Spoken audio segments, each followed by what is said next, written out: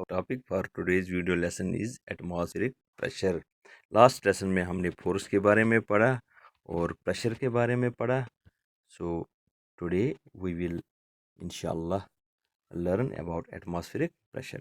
लेकिन इसके लिए पहले एटमॉस्फेयर जानना पड़ेगा. What is atmosphere? ओके आप जब अपनी दाएं बाएं सब जगह नज़र डालेंगे, there is air all around.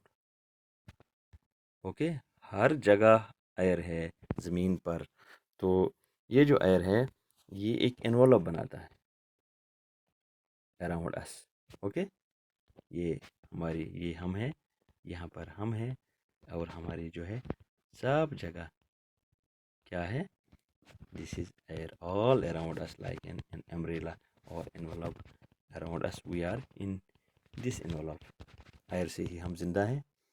Okay so this air we can say the envelope of air is called atmosphere. The air around us or the envelope of air around us is called atmosphere. और the air इसको हम और एक नाम दे सकते हैं atmospheric air. atmospheric air. Okay ये जो है atmospheric air ये कहाँ तक जाता है, ये है ज़मीन और ये हर जगह है दाएं बाएं. लेकिन ऊपर आसमान की तरफ आप देखेंगे it extends up to several kilometres. याद रखें up to several kilometers there is air or we can say atmospheric air. उसके बाद नहीं है, यानी वहाँ जब खला में जाते हैं तो वहाँ हम जिंदा नहीं रहेंगे, यहाँ से ऑक्सीजन लेना पड़ता है. up to some kilometers, several kilometers there is this atmospheric air. okay यहाँ we can say atmosphere. ये जो मैंने पिछले लेसन में बताया प्रेशर एक्सर्ट करते हैं गैसेस भी लिक्विड्स भी.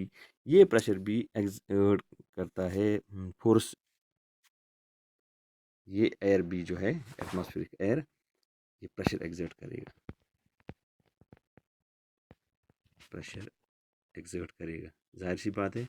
ये एयर जो है अप टू सेवरल किलोमीटर्स जहाँ जहाँ है ये हमारे आगे पीछे दाएं बाएं ये एक्सर्ट करेगा सम काइंड ऑफ प्रेशर. उस प्रेशर को कहते हैं एटमॉस्फेरिक प्रेशर.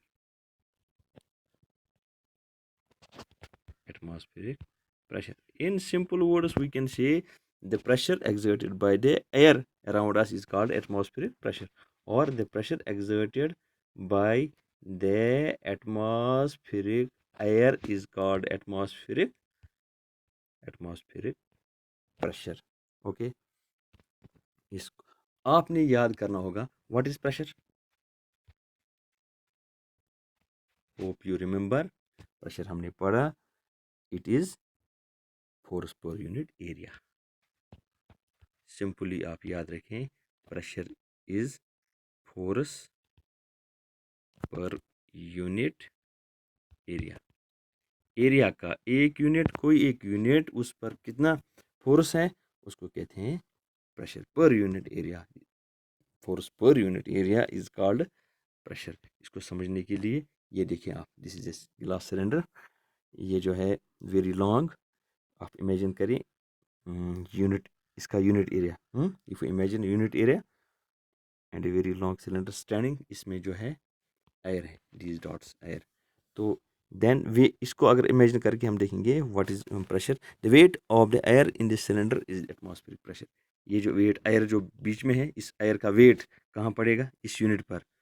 तो ये वेट जो है ये है इसका एटमॉस्फेरिक प्रेशर. इसी तरह जिस तरह सिलेंडर पर इस एयर फिल्ड जो एयर है इसने प्रेशर बनाया, इसी तरह एटमॉस्फेयर जो है ये प्रेशर बनाता है, जिसको कहते हैं एटमॉस्फेरिक प्रेशर. ओके इसको और समझने के लिए आपने देखना होगा when you press this sucker, जिसको हम कहते हैं रबर सकर भी.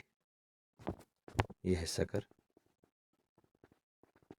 अगर हम इसको प्रेस करेंगे किसी भी सरफेस पर बिटवीन जो स्मूथ सरफेस होगी, द एयर बिटवीन इट्स जो कप है एंड द सरफेस एस्केप्स. जब हम इसको दबाते हैं किसी स्मूथ सरफेस पर, आपने देखा होगा दिस इज रबर सकर।